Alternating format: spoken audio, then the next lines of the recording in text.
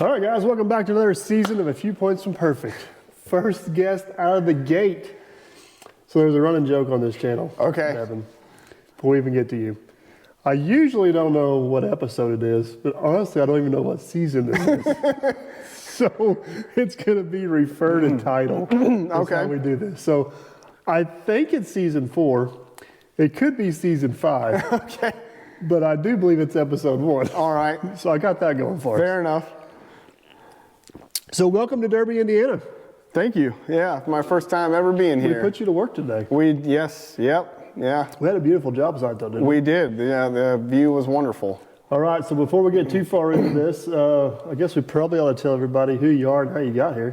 My name is, to Derby or just how I got here in front of you? That's Yeah. a great question. We'll get to the part of how you got here. But yeah, who are you? Where are you from? How did we get to know each other? All right. That's the air compressor. There goes the air compressor. Remember that when I told you I was going to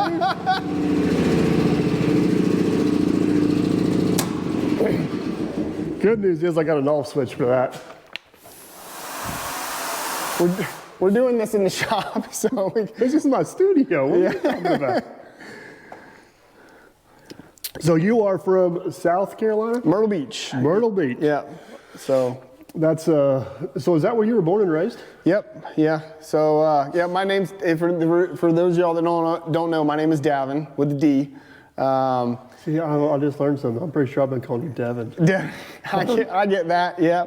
My name's Davin, and I was born and raised in Myrtle Beach, South Carolina, in 1985. So I'm 40. A lot of people don't believe that about me, but I am 40. Let me tell you. Yeah. I'm 44, and I didn't feel old until I hit 40, so good luck with that. Yeah. Yeah, born and raised there. Grew up around construction. My dad was a general contractor. He built houses. He was also a real estate broker, and just grew up around that industry for the most part, most of my life growing up. And when I was little, my dad used to bring me out on jobs, me and my younger brother Matthew, and he taught us how to, use a nail gun. So was he self-employed? Yes. Yep. Yeah. Him and my grandfather had a business together. So what was their primary trade? Building houses. Building houses. Yeah. Well, my grandfather was in all sorts of things. My grandfather and his brothers had been in business in the Myrtle Beach area for a long, long time, and they owned motels, they had restaurants, they owned property. Yeah, they did all sorts of stuff. My grandfather did a lot of jobs like in the 50s and stuff, and his brothers, they built schools and all kinds of stuff. They did a lot of state projects and stuff like that. So they even dabbled on the commercial side of stuff. Yeah, when, in my grandfather's heyday, yeah, he did. And then, my dad started doing residential construction for they did some light commercial, but mostly residential. They built houses in the Myrtle Beach and Horry County area. And that's just what I grew up with. And so how far from the actual beach did you grow up from?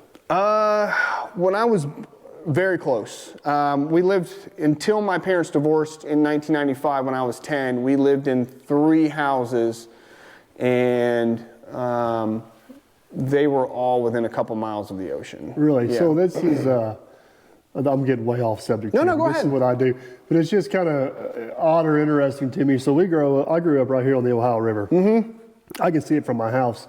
So people show up and see the river and they're like, oh my God, it's the river. And I'm like, yeah, it's the damn river. You know, it's right there. So like, how much time did you spend at the beach? Do you take the beach for granted? Like we take stuff around here for granted because you see it all the time, or? A little bit. We did spend a lot, in my summertime, we did spend a lot of time at the beach. My mom would take us down there, me and my 2 brothers. Right. She had 3 boys, and so what better way to get our energy out than to take us down to the beach and let us run around and swim and, dig holes in the beach sand. And so, yeah, I may have taken it a little bit for granted, but yeah, when I was younger, we went down there a lot. Now, it was just normal for you, right? Yeah, it was just normal. Yeah. Now I'm just like, I could care less to go down to the beach. It kind of bores me. But when I was little, yeah, we went down there quite a bit. Gotcha.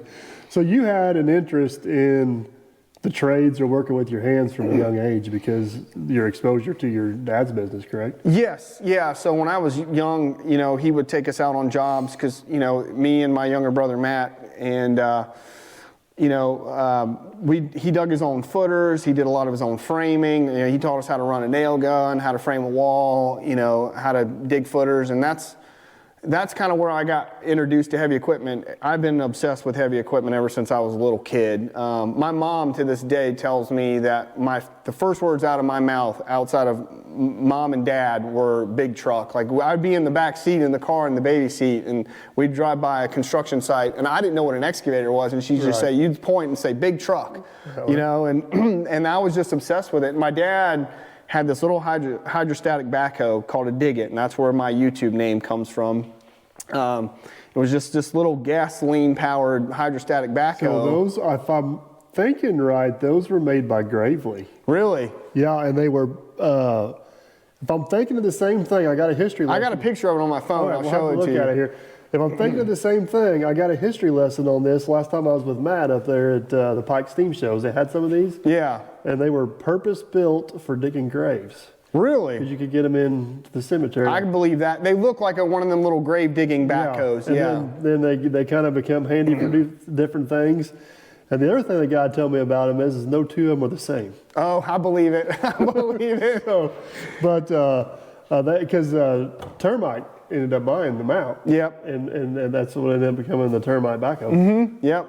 So he had one of those, and when I was about 8, he put me on the back of it and said, here's the controls, figure it out. And that's why people give me crap to this day, because I run backhoe pattern, because that's what I learned on was a backhoe. That's all I ever knew. You're not the only one. There's a few other backwards people out there. Yeah, there's a few of us out there, but so I was always just obsessed with heavy equipment, and ever since I was little, I always knew how to run a backhoe, and so that's kind of where that came from. We'll get to this a little more detail here in a minute, but you eventually ended up in the mulching business. Yep. So was your obsession with heavy equipment what kind of led you away from the construction business your dad had and kind of had you branch out on your own in a different industry? All right. So this is a bit of a story. let me tell you my roundabout story how we got into mulching. So I graduated high school in 2003, and my dad had been building houses up until that roughly around my senior year of high school, around 2000, 2001. And building houses is a fickle market, it can be fickle. You've been in that market, yeah.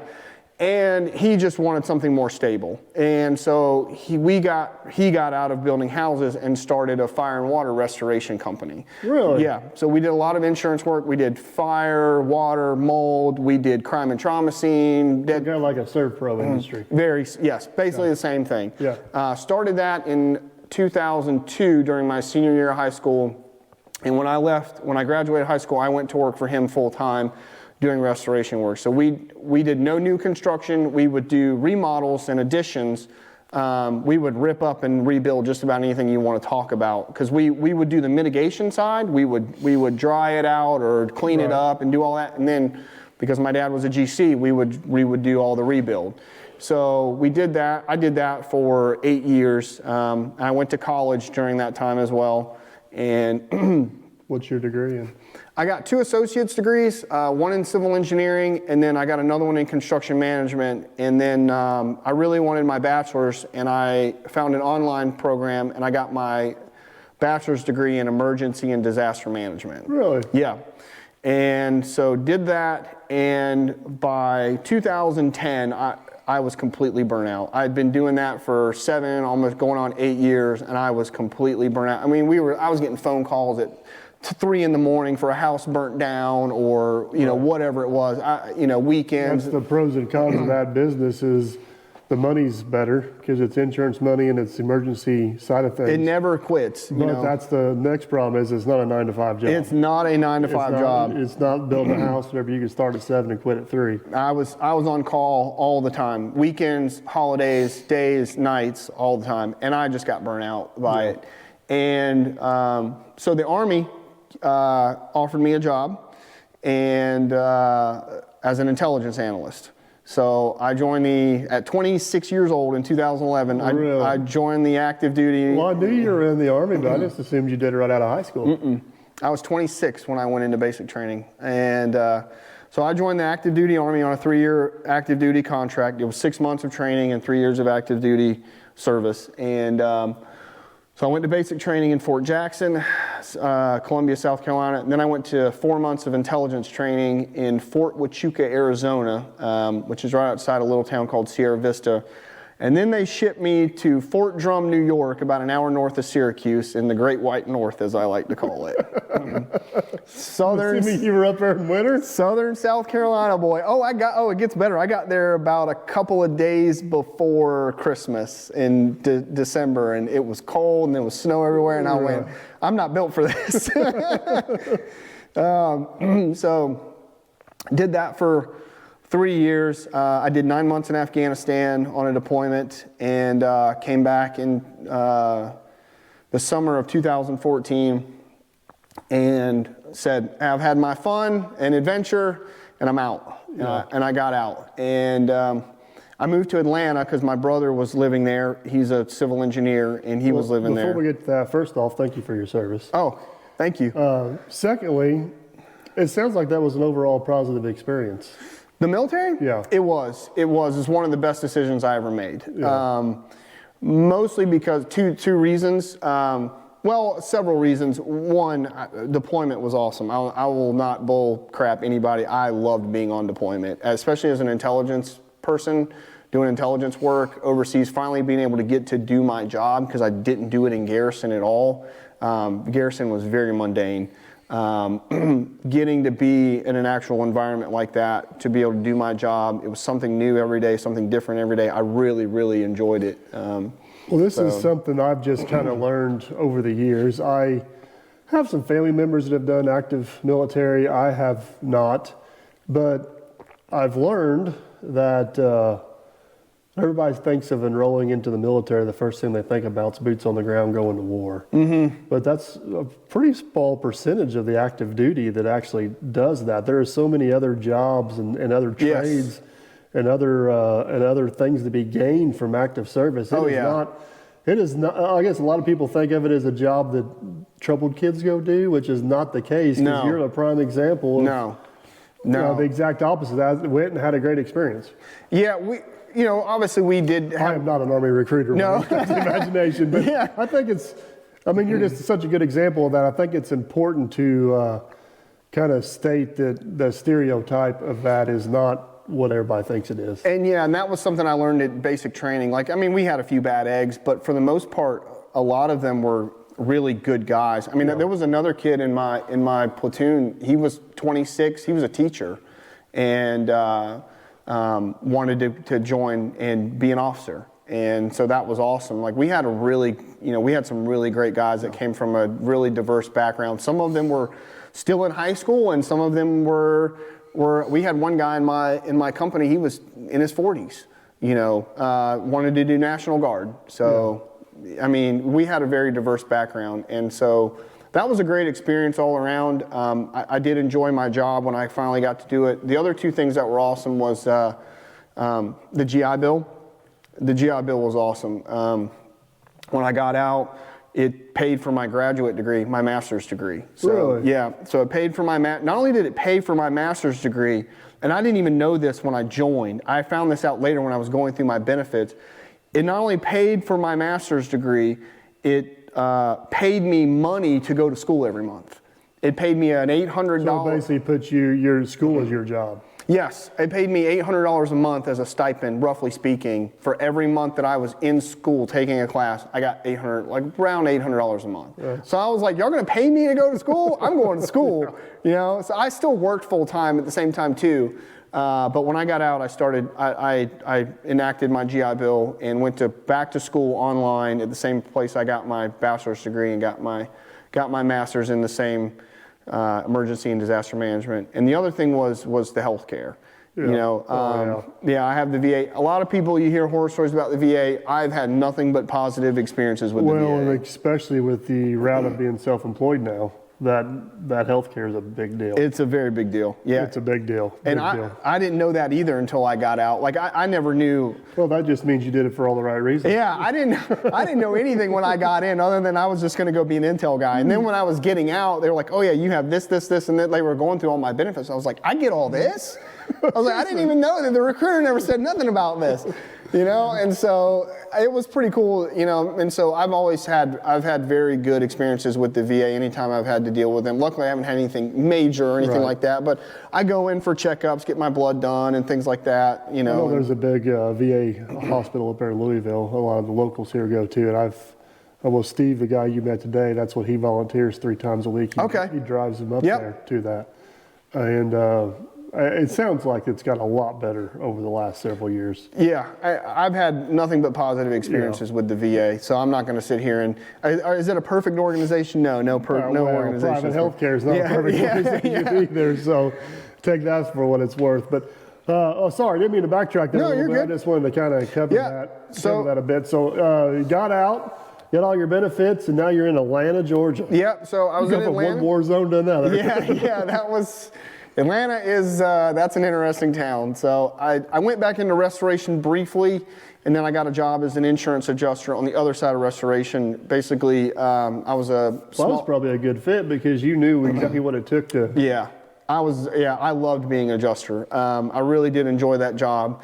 And it just didn't pay all that great, but I loved doing it. It was something new and different every day. I did about 3 claims a day.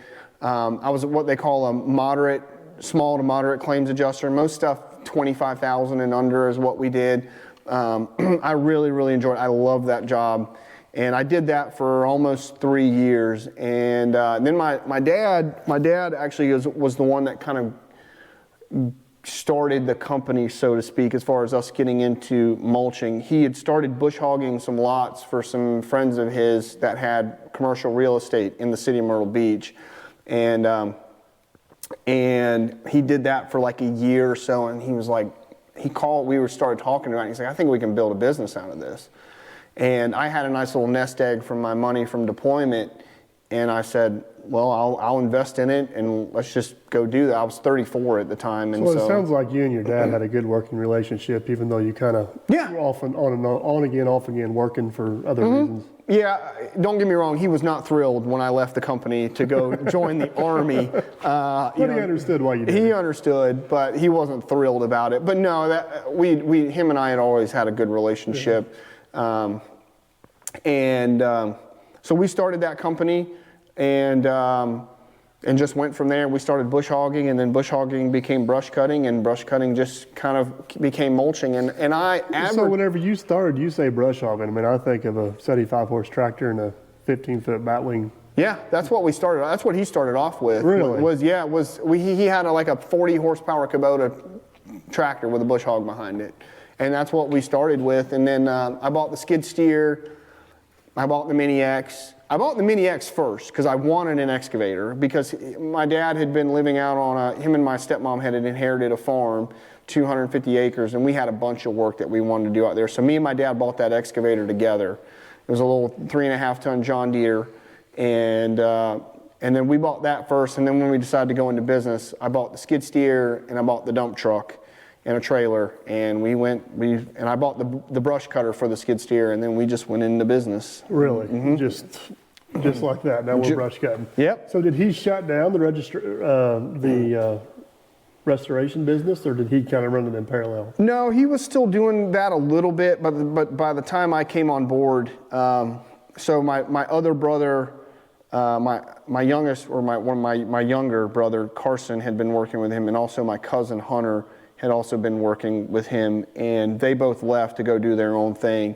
And my dad kept doing it for a little bit. My uncle was working with him, and he had a couple other guys that were working with him, but by that point, he'd been doing it for 20 years almost. And then at that point, it actually became a cleaning business. Him and my stepmom parlayed it into a cleaning business, and that's what they've been doing the last few years. It's amazing how much those two kind of run next to each other, because And some of these projects, that's basically what it is, fire. It's more about cleaning the rest of the house than what it is actually fixing the fire damage. So they actually transitioned it into a commercial cleaning business, and they clean buildings, banks, and some other commercial buildings, and they've been doing that for the last 4 years or so. When I first moved down there to start my business, I was helping them part-time with that. Well, the nice part about that is it's scheduled. Yes, yeah. You're back to that, you can control your time. Tuesdays and Fridays. You can control your time a little bit. As soon as the bank closed on Friday, we were walking in the door and wiping down windows and wiping desks and mopping floors, and So I guess once the brush cutting kind of got up and going, you kind of just took that and went with it? Yeah, pretty much. And I get a lot of crap for my name, for my YouTube name, as I Dig It For, But when I first started the company, I advertised to dig footers and do house pads and do dirt work and all that stuff. Nobody ever called me for it. I never got the first call. So I got a theory on that, if you're interested in it. Oh, yeah. I'd be interested in my theory. No, go ahead. So about the time frame you're talking about is whenever CTLs and Mini X's become extremely popular. Yep. And all these GCs started buying them. Mm-hmm. And it was hard because we used to have a local guy here that had a 6-ton or had a 4-ton Mini X in a Bobcat service. That's all he did. Yep. Well, then all these contractors, they got affordable enough, all these contractors started buying them. And next thing you know, he's in business for 25 years and he's gone. Yep. I think, and I may be way off base on this, but a lot of contractors purchased that equipment, did that in-house. Yep. And that's why I kind of moved up to the 12 to 14 ton machine, because that's a big enough purchase that they end up not having all that. And it takes a whole nother truck and a whole other everything else to run it. But so back to your brush cutting, that's an expensive attachment. Oh, yes. They're not going to buy that just for an occasional use. You know what I mean? That's a dedicated job. So that's my 2 cents worth. And I totally agree with you with that. That's what I figured out later when I started looking back on it, was down at the beach. I'm in Myrtle Beach. We got nothing but sand. When my dad was building houses, we would dig footers. My dad, this was way back in this is like 95. He'd have the old Transit, and I'd stand in the ditch with a flathead shovel, and he'd be like down a half an inch, and I'd just take the flathead shovel. Yeah, you ain't gonna do that around here. Yeah, like y'all have this rock and clay here, like we could just scrape the bottom of a footer. And so, guys dig footers in my area all day, every day with 2.5-ton machines. That's all they need. You can pull that behind an F-150, and a guy can, and that's not an expensive machine. We struggle to do it with a 6-ton machine. It's crazy. Yeah, so that's one of the main reasons why was the concrete guys didn't need to sub that work out. They could just buy a 2.5-ton Mini. You can buy one used for 20 grand, that was still in good shape. I bought my 3.5-ton for 20 grand, and they could buy one of those. And then they're digging their footers, and so I never. And that's not a knock on the contractors. No. It's good business sense on their behalf. Yeah, for sure. Yeah. And even then, it wasn't cheap to rent one either, it was cheap to rent one. You could rent a 3-ton machine for $350 a day, so it wasn't that hard to rent one either. So I never got really any calls for that. But it was always about vegetation. Can you mow this? Can you cut this down? Well, and see, that's where you guys are completely different than what we are, because you guys got a lot of underbrush and stuff that. And we don't have a whole lot of that around here. Yes, we have So that's the flip side. That's what's cool about YouTube too, which we'll get into a little bit, is how different things different people deal with. You know what I mean? Oh yeah. Myrtle Beach and that area around Horry County, we have a lot of brush. We have a lot of underbrush. It's a jungle. A lot of people don't know this. It's funny. You ever seen Forrest Gump? Oh yeah. Yeah. Remember in the Vietnam scene where they're tracking through the jungle? All of that was filmed. All that jungle stuff was filmed in Huntington Beach State Park, which is about 30 miles from where I live, down near Pawleys Island. That's crazy. Yep. They filmed all of that in Huntington Beach State Park. So you see all those jungles and all that stuff in that movie? That was filmed where I live. See, the other crazy part about what you do is, if I move a dirt pile from here to there, I'm done. That dirt pile's never moving back. You mow something down, it grows right back up. You get to go mow it down again. Yep. Yeah, so yeah, we have a lot of our hardwoods, gum trees, red maples, the oaks, all that stuff. You cut down a pine, it'll stay down, but a lot of our hardwoods, they are very hardy trees. The gum trees are like cockroaches, man. You cut down one and 5 more grow back in its place. They're tough to get rid of. Yeah, it's of course it's the same way around here. Of course, we fight it on the power line right of ways and everything else. You can mow, you can spray, you can do whatever you want, but something's popping back up. Yeah. You can pretty much guarantee that's going to happen for sure. So, but so I guess obviously the excavating, the dig it part didn't take No, off. it didn't work out at all. So that was one of the things people talk to me about having a business plan. I had no plan. It was really, for me, it was just throw things at the wall and see what sticks. So, my humble opinion, there's nothing wrong with that as long as you can control your debt. And that was, yes, and that was one of the things that my dad and I were very conscious of when we got into business. We purchased, and this has its downfalls too, but we did purchase older, cheaper equipment to keep our overhead low. That's what everybody, and you can jump in here and give me your 2 cents too, but everybody asks me when they're getting in business, what do you use, whatever you do? And I said, listen, if you're just now starting a business up, you don't know what you need. Yep. The best thing you can do is figure out what you think you need and find the best deal on a used one out there possible. Yep.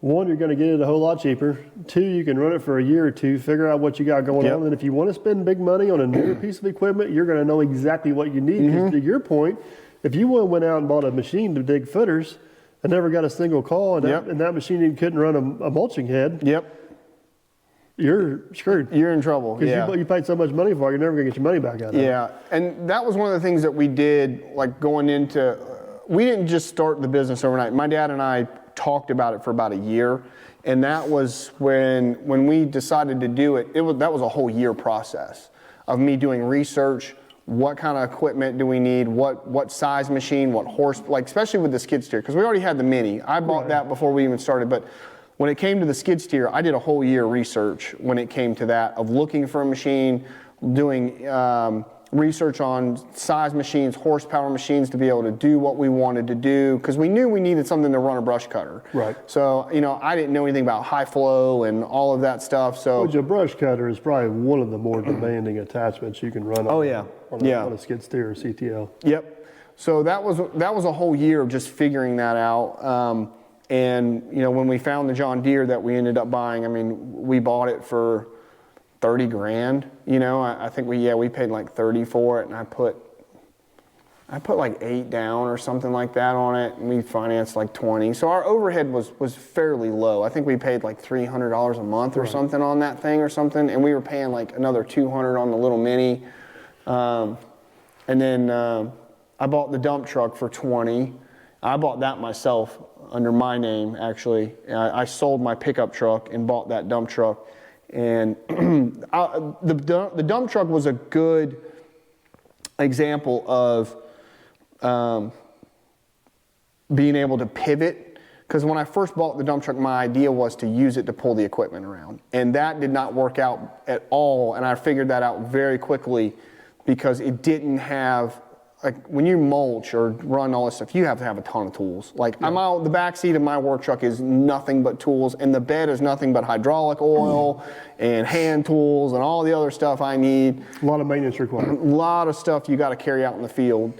And sometimes I'm an hour away from my shop. I can't just stop and go back to the shop. I have to have this stuff. The dump truck was not going to work out. And so I was like, well, I have this truck. And there's days, like when I first started out, there's days I'm not doing anything. So I said, well, there's people running dump trucks up and down the road every day.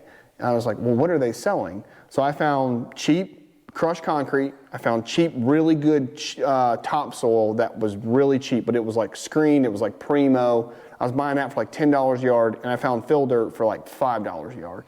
And I just put ads on Facebook.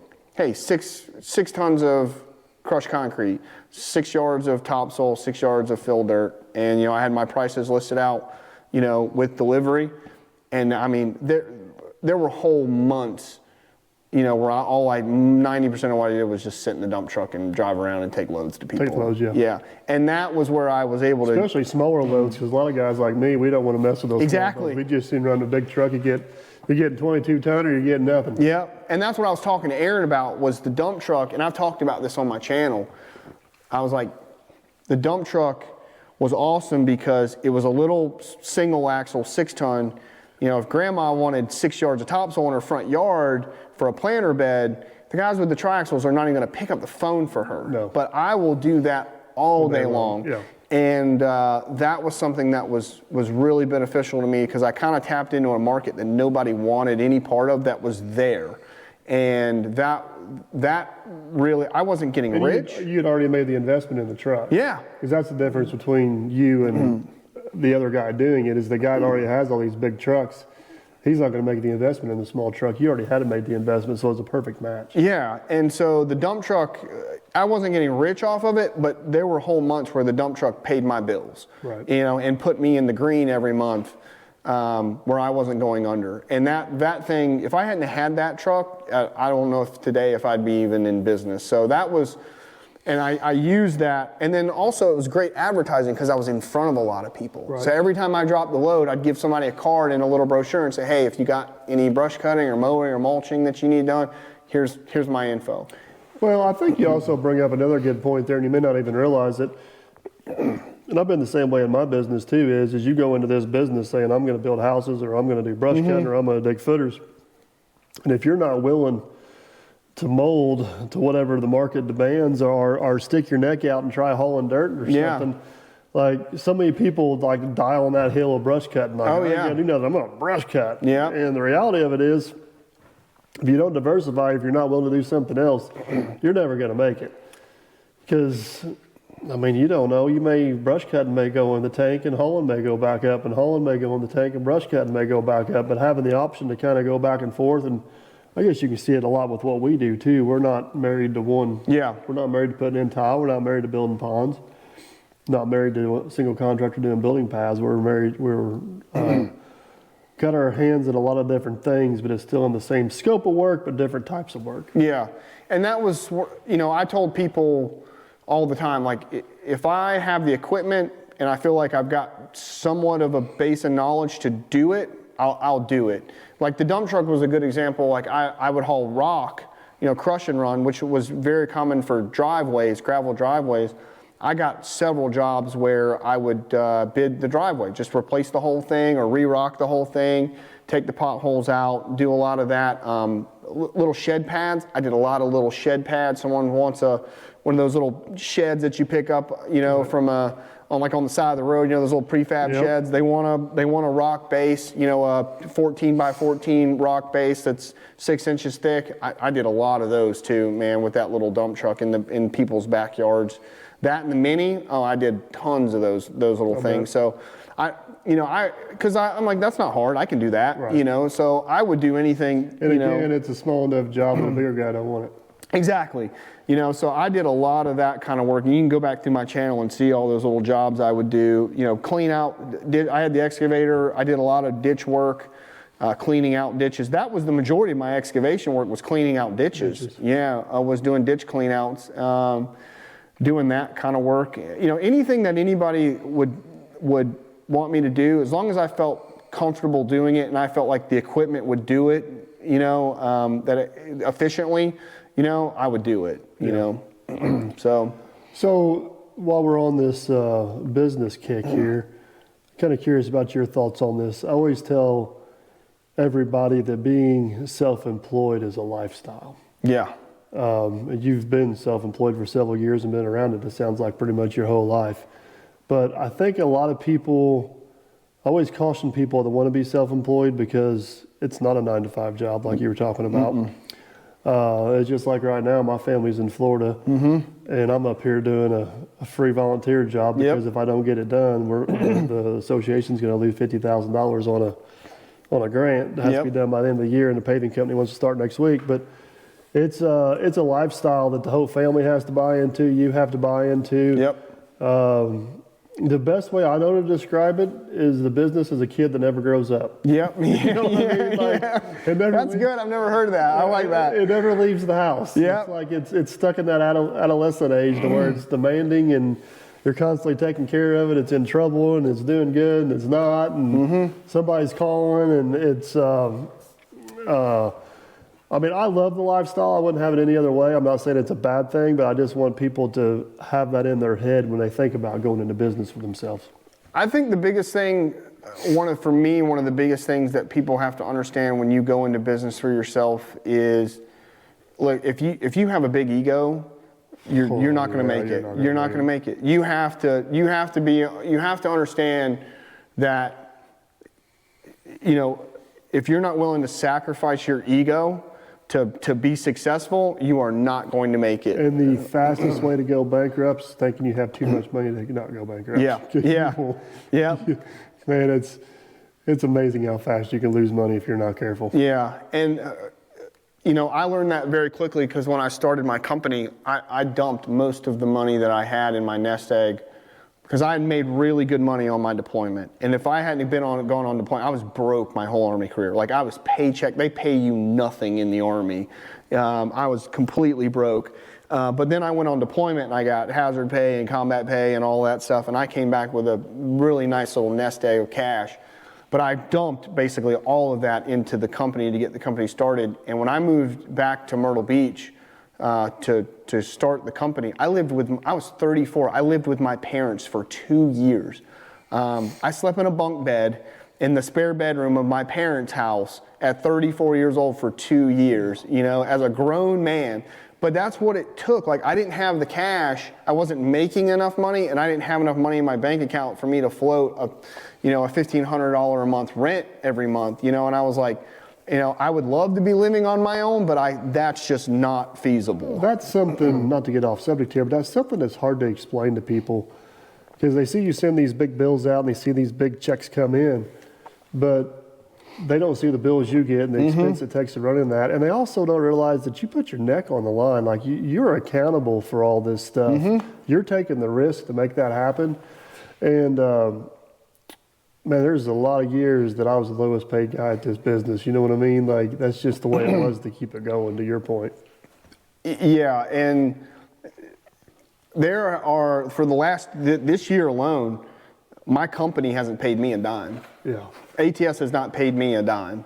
I have primarily lived off of my YouTube income for the last several years. I did take a little bit of paycheck last year, but this year I was like, I'm making enough between YouTube and taking on a job with TMC. I was like, I'm just going to take all that money and just pay off debt, you know, invest in new equipment, you know, do what I want to with it. Reinvest in the business. Reinvest it in the business. But yeah, I mean, so this year, all that work I do, it doesn't pay me a dime, you know, and that's why, like, you know, I have to go out, you know, I film and I make the content that I do and stuff like that, because that's what's paying the bills now, basically. So that's a good way to transition into the YouTube stuff. Yes. So the $1 million question, what made you decide one day that I'm going to film what I do and put it out there for the world to judge? You know, I had seen Chris a little bit, and I was following him. You know that Chris don't have one of these? Yeah. just want to throw that out there. Yeah. He also don't have one of these. Oh, really? You know, not that we're counting or anything. Yeah. I had seen Chris, and then I ran across a couple other people. John was one, and you. Really? Yeah, I ran across you. You were funny because when I first saw your video, I think the first video I ever saw you were doing a driveway with the D4. Probably. Yeah, you were doing a driveway with the D4, and I saw the red clay, and I heard you talk, and I was like, this guy's in Georgia somewhere. I totally thought you were like some southern guy in like South Georgia somewhere. You know? South is not to the other side of the river. Yeah. So I was like, yeah, this guy's in Georgia somewhere. And then I started watching more of your stuff. I was like, oh, he's up in Indiana. I was way off. But to give you a little story on that, whenever I was in college, I worked at Lowe's in Indianapolis. So, I'd page stuff over the intercom, and I had this one smart-ass manager He's like, excuse me, can we get the city translation on that, country boy? I'm like, screw you. So I saw you guys, and I was like, I was putting this business together, and I didn't really know what I was going to be doing, but I felt like it was going to be something different every day, you know? And I was like, I could do that, you know? Like, I could just carry a camera around with me, and let's just see where this goes. And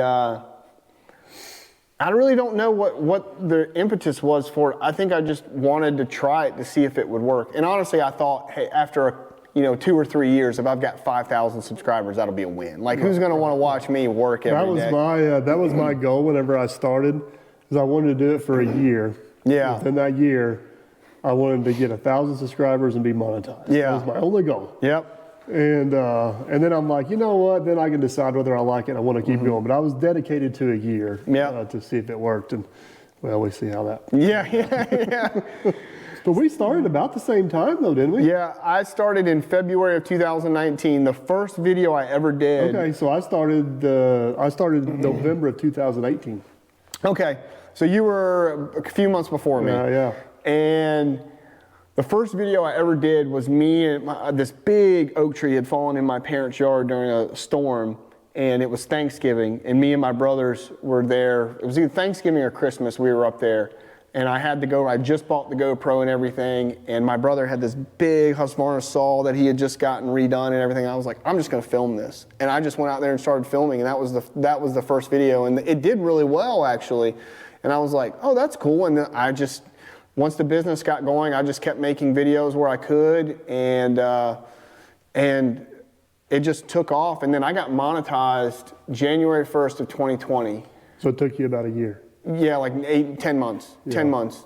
And because I started, February, started the channel sometime in mid-February of 2019. And so like 10, 11 months. Yeah, somewhere a little less than a year. So I started in November, and I was monetized by the end of February. Okay. Which is, I didn't know any different, but I guess that's pretty wild. That's pretty awesome. Yeah. I couldn't believe it. I got to that point in 10 months. I was shocked. And then I hit. Well, that was all my research kind of said, is kind of shoot for a year. Mm-hmm. So you beat that mark by a little bit, but you were kind of on pace mark too. That's why I was dedicated. I think so many people on social media, they post 2 or 3 videos, they don't have success, and they just throw their hands up in the air.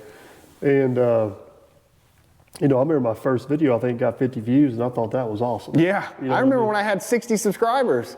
Yeah, I mean, I remember those days, and I just kept doing it. I was like, what do I have to lose? You know? Like, and it don't cost anything but a $300 camera. Yeah. And honestly, I recorded the whole first year with my iPhone. Oh, really? I didn't even buy a GoPro. Wow. Yeah. I would have been too afraid to lose my phone, so I would fly out. That kind of become the problem. Yeah.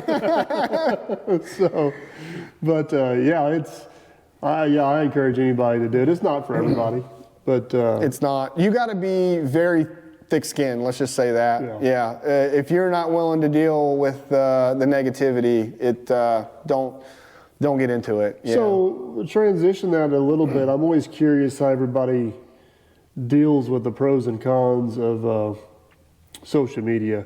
My take's pretty simple. 99% of my subscribers are amazing. 90% of my comments are amazing. Yep. And I truly appreciate each and every one of them. The guy that wants to be a jackass, like, I don't get mad. I just think it's hilarious. Yeah. It's like, are you really that stupid? Yeah. Like, Yeah. And my passion, my guilty pleasure for fun is screwing with these people. Yeah. You know what I mean? Like, I get this guy one time got mad that I drained the pond. The frog didn't have nowhere to go, so I just told him, I said, he's up for adoption. Get hold of me. Kleeman has some really good clapbacks. Oh, he posts them on Facebook. I love that. Yeah. The guy that wants to tell me, write this big old long paragraph about what I did wrong. And I'm like, dude, I'm sorry. Maybe you should watch the video again. I covered all that. And then he'll watch it again. I watched it a second time. I didn't see any of it. I'm like, oh, sorry. Thanks for the view, though. Yeah. So it's. But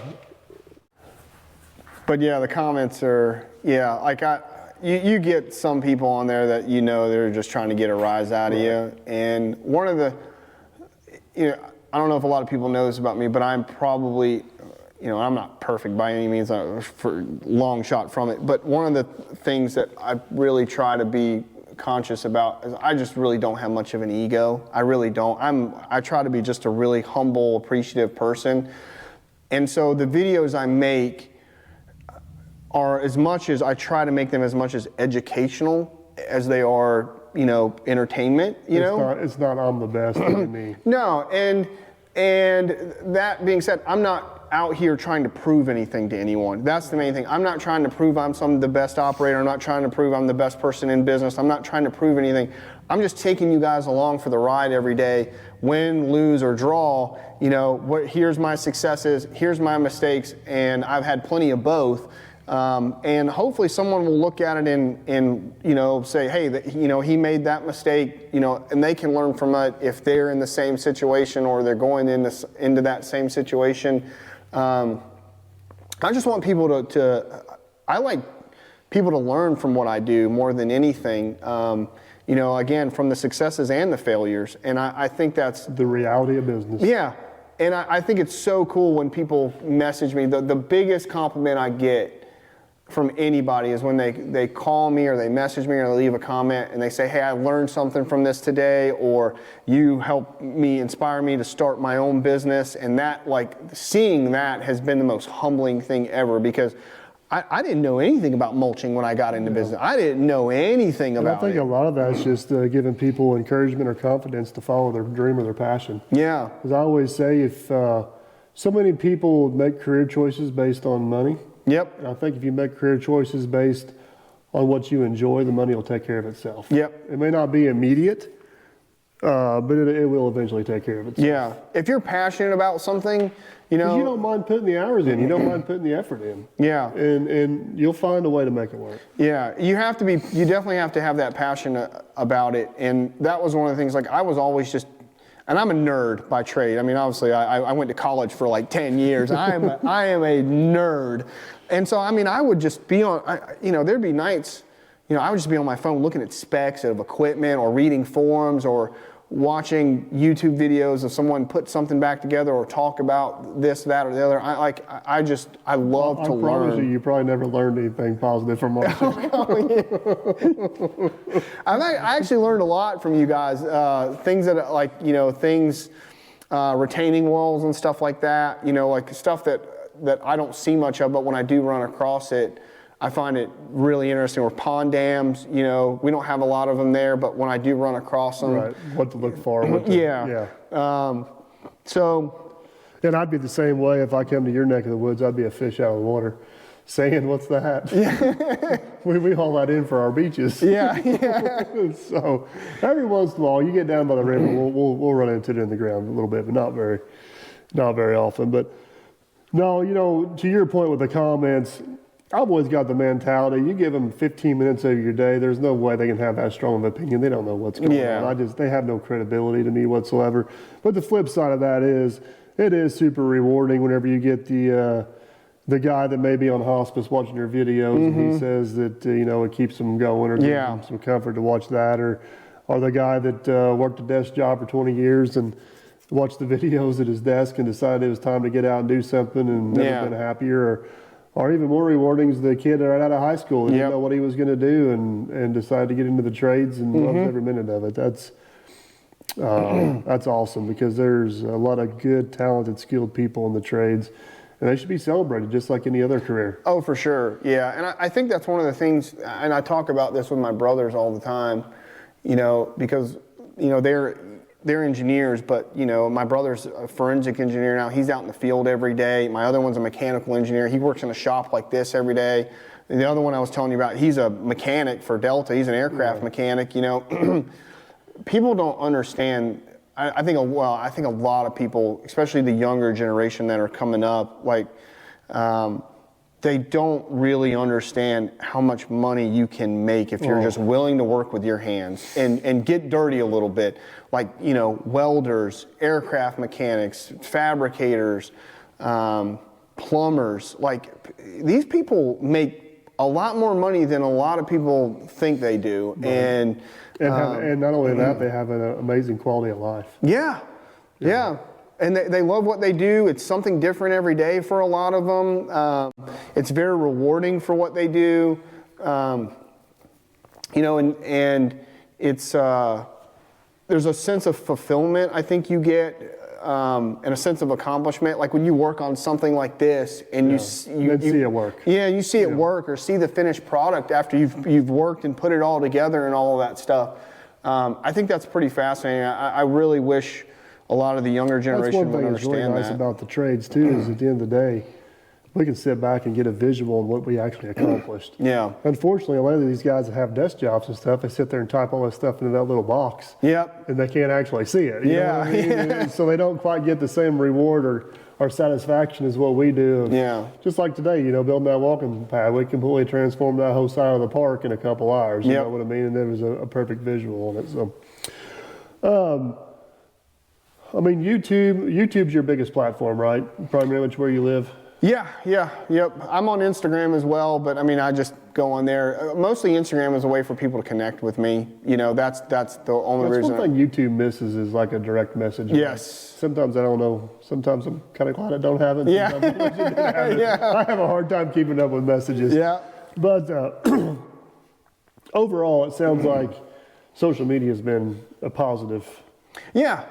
I definitely don't let it bother me. And if anything, it's been very rewarding to see the comments and the support and the people that have supported the channel, especially since the early days, and that enjoy the content. They enjoy seeing. Yeah, I mean, out of my first 100 subscribers, I'll probably still see 30 or 40 of them commenting, which is pretty awesome. Yeah. This is them early names you don't forget because they didn't come in very fast. Yeah. So I read every comment. I don't reply to all of them, obviously, but I do read every comment. I come home every day and I go through the comments and I read every comment. Man, up till about 6 months ago, I could tell you the same thing. It finally got to, which I hate it. God, it hurts me to say this, but it finally got to the point where I just couldn't keep up. Yeah. I still go through as many comments as I ever did. Yeah. I just physically can't get to them all anymore, which really upsets me because I know there's guys in there that comment on a regular basis that I'm missing now. They get lost in the fold, but I still probably get to 90% of them, but I can't sit here and tell you I get to all of them without lying to you anymore. But I mean, I'm averaging 1,500 comments a day, so oh my gosh, yeah, it takes a little bit to. I probably get 50, somewhere in that ballpark. A little more manageable. Yeah. But I feel like I get that much engagement because people know I read them and reply. Yep. And it's not from a lack of effort, I'll tell you that much. Yeah. It's not from a lack of efforts for sure. So, so the YouTube running side by side with the business, I'm assuming it's been good advertisement, good. Yeah. As it's picked up and gotten bigger, I definitely have people call me. Hey, I saw your video, or they'll email me, can you come look at this or do that? A lot of them, most of them are too far away. Right. I've gotten people that want me to go to Virginia or Texas, and I mean, they're serious, or Florida. Yeah. And I'm like, I won't say his name, but I had a big YouTuber reach out to me and want me to come down to like South Florida and do a mulching job. And I was like, man, I'm not going that far with a gas truck pulling, a 13,000 pound machine, I love you, man, but I'm not doing that. You can probably find someone there closer that'll be willing to help you out. But, I do get, there are a few times, someone will hit me up and I can help them out because they've seen the channel, and that's been cool. I'll tell you what's ended up being an ironically interesting sales tool for me on YouTube is I have got some local jobs off YouTube, don't get me wrong, but, a little secret, a little cat out of the bag here, is we bid on some of these bigger jobs around here, and the guy will come back to me, he's like, you're higher.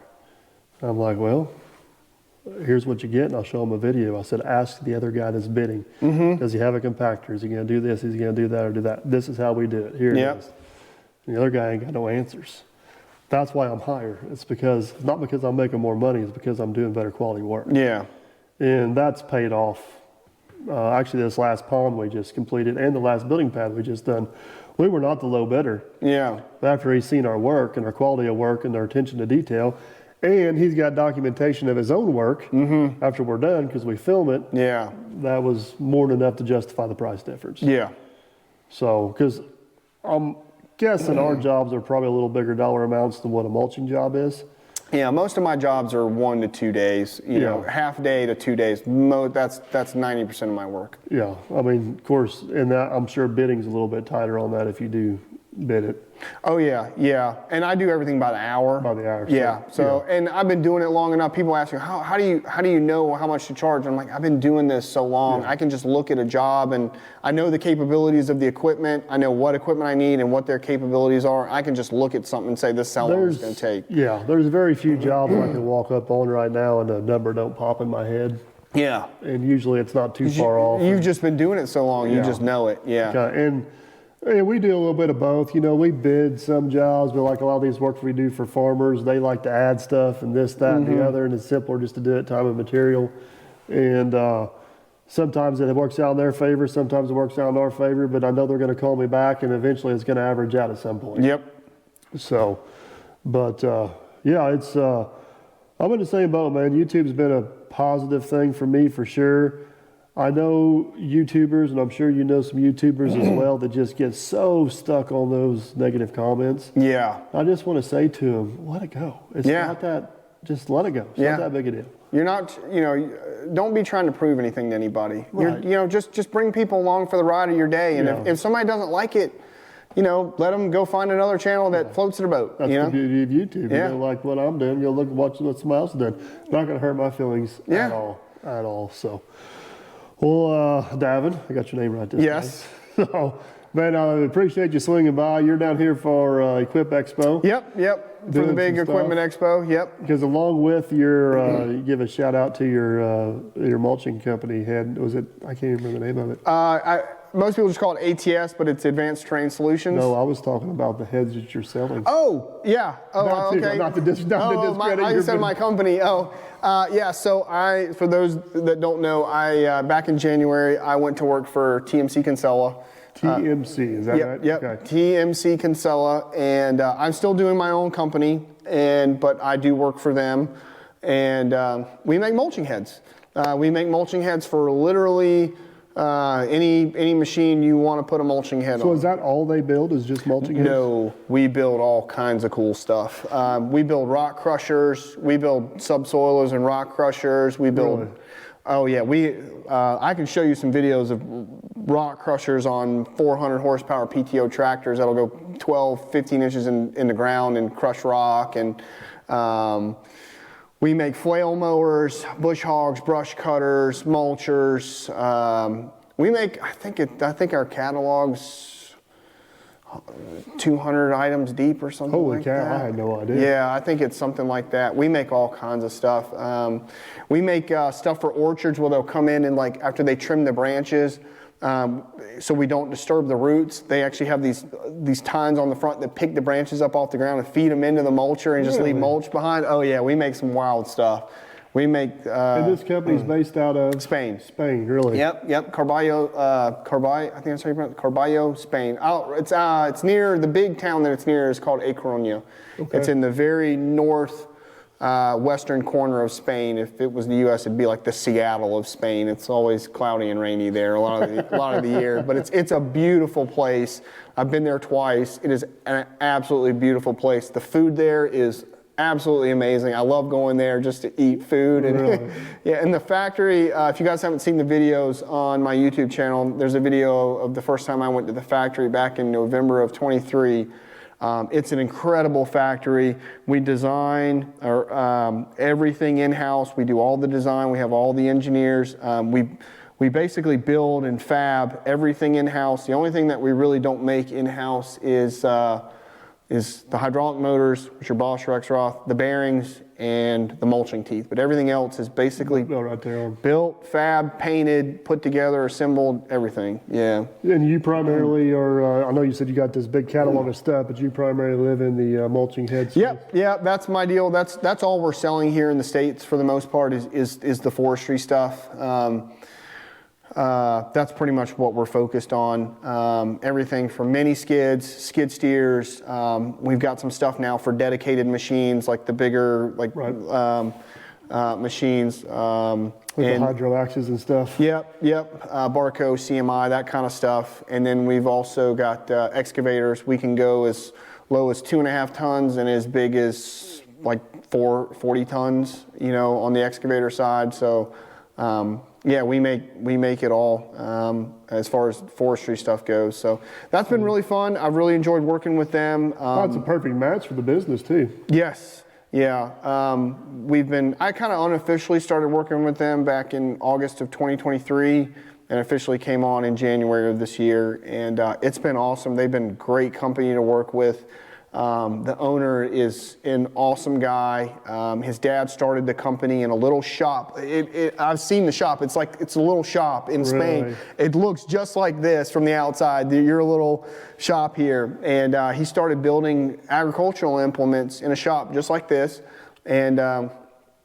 And then they got the land across the street from the shop and built the factory. And then his son, Javier, took over. And really pushed it. Yep, and started making other things. And it's really cool. You go to the factory, and the factory is this big, huge building. And there's these 2 houses that sit right beside the factory. And Javier lives in one, and his dad lives in the other one. They live right there next to the factory. So they love what they do. They love what they make. They want to be known as one of the best in the world at what they do, and they're totally committed to it. And they're awesome people to work for. They're so passionate about what they do and what they make, yeah, they've been awesome to work for. Everyone I work with has been incredible. Yeah, and just super smart people. So it's been awesome to work with them. So we got some new stuff coming out. I can't say what yet, but we've got some new stuff in testing right now. It's actually here in the States. We're doing some testing on some stuff. We got some stuff in the works. Hopefully it'll be ready by sometime next year, late next year, after we work out all the tweaks and stuff. But I've seen it in action already, and I'm really excited. So Awesome. yeah. Well, cool deal, man. I appreciate you taking the time to sit down and chat. I will link your channel Yeah, awesome. and Thank you. everything down below. And yeah, we'll catch up again soon. So. Yeah, I appreciate you having me. This is my first ever podcast. This is your first ever I've podcast? never done a podcast. No one's ever. I've done a magazine interview. A lady called me about doing Well, this is a pretty informal. Don't get Yeah. too much stuff. I've done a magazine interview, but yeah, I've never done a podcast. So I appreciate. I'm honored to be here, and if this be my Now, if first anybody wants to podcast. hear your life story, you're just like, well, here's the link. Yeah. It's right there. So, all right, guys, as always, thanks for watching and listening. Appreciate it. I believe it's season 4, episode 1. I don't know for sure, but you guys will figure it out. You always do. Thanks, guys.